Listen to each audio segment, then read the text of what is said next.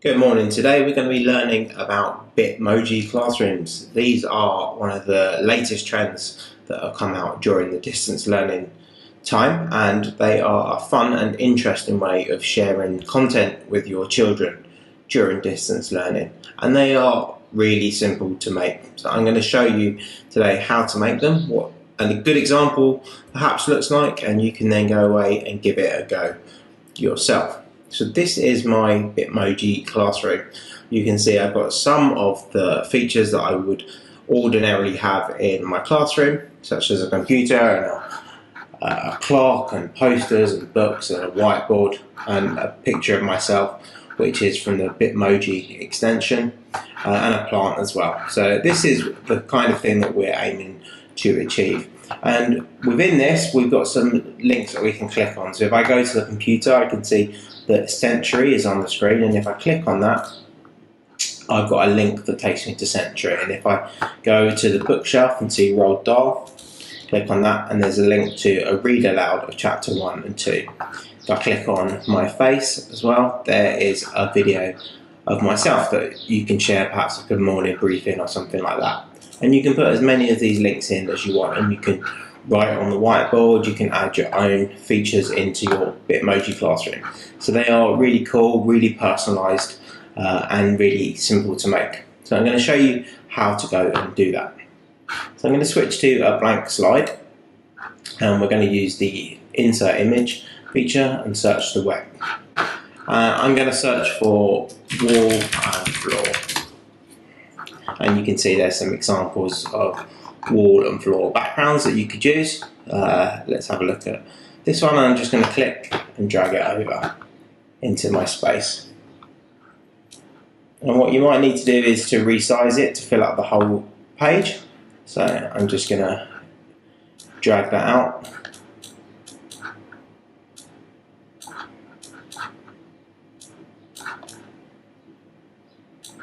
And there we go. You can see the thumbnail over here shows you what you can see.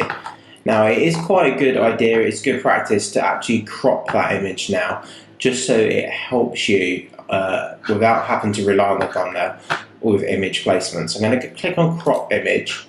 I'm going to click on this black square that's appeared, and I'm going to drag down. And as you drag down, you should see that that line switches from black to red, and that's going to indicate to you roughly where the edge of the page is.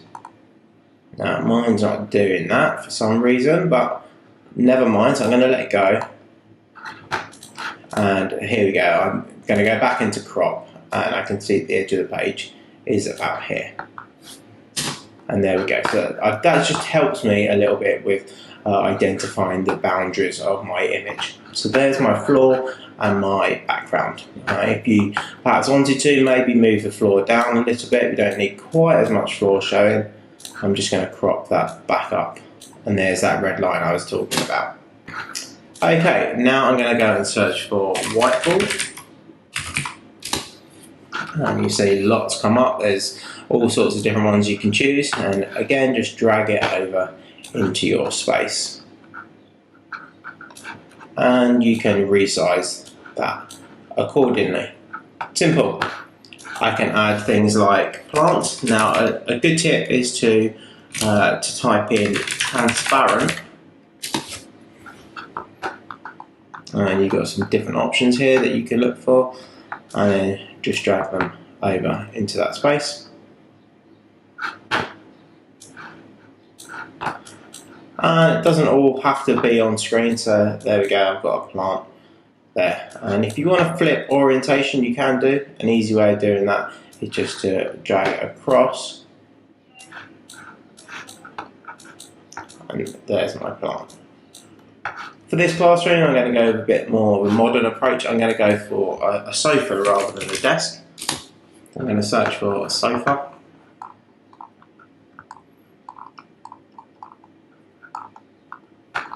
And maybe let's use the word couch. I know that's more likely to come up with some options, perhaps for our American people. I'm going to use this example.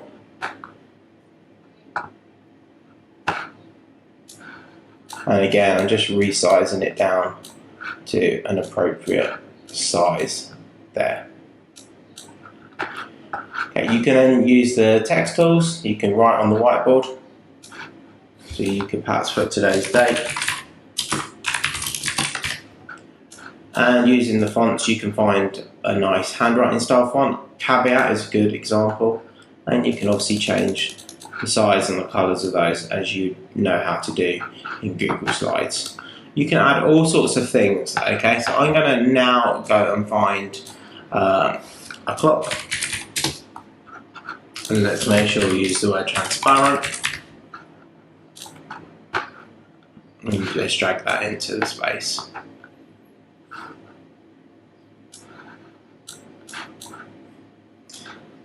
Now here we go, here's one of the first hurdles that we might come across. So I've got my clock there, but it's showing in front of my plant, and realistically I want my plant to appear that it's in front of the clock.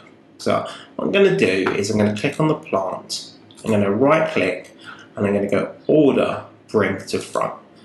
And then that's going to bring that so it appears in front of the clock. So that's one little tip to learn.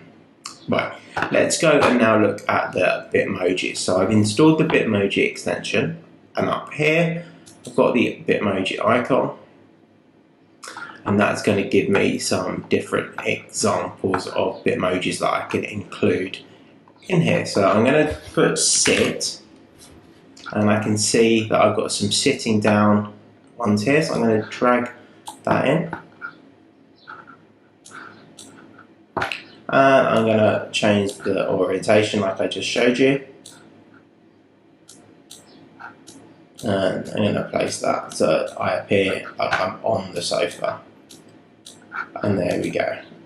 Okay, how do we start making links to things? So I'm going to show you how to make a link very quickly.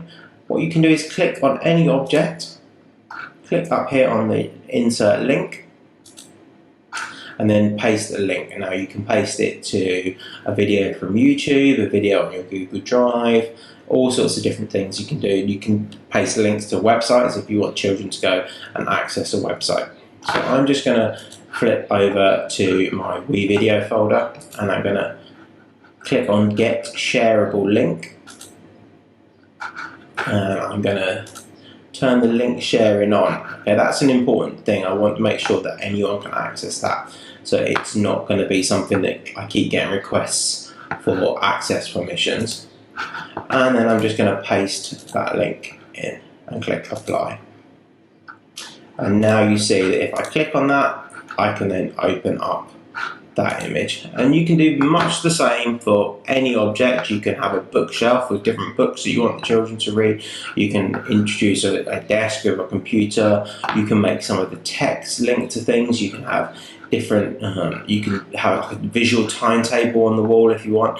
Really the scope of what you can achieve is up to your own imagination, but that's a very simple guide how to make your own Bitmoji classroom. So once you've finished making your virtual Bitmoji classroom, you need to be able to import it into Seesaw. To do that, my suggestion is to go to File, Download as PDF, and this will maintain the links that you have in your virtual classroom, and it should save to your computer. Now if I flip to Seesaw, I've started to create an activity, and I'm going to go to Add Multimedia Instructions. I'm going to click Upload, and I'm going to drag the downloaded file into my Seesaw. And you can see there that I have everything that I wanted. I'm going to click on the green tick, and I'm going to click Save. I'm now going to go to Assign, and I'm going to just assign it to a test classroom that I have set up to help me view things that I've been making. And I'm going to click on the link. Now the children will need to click on View Original, and it will open in a new tab, and they'll have your virtual classroom. And you can see now that when they hover over certain items, they'll have a cursor change. It will change to a pointy hand, and they can click on it to take it to the link. So for example, this one takes them to Century Tech. If I go back here and I've got the video that will play if I click on there, or the rolled dial will take me to the Reader Labs. Charlie and the Chocolate Factory. So that's how you can upload to Seesaw.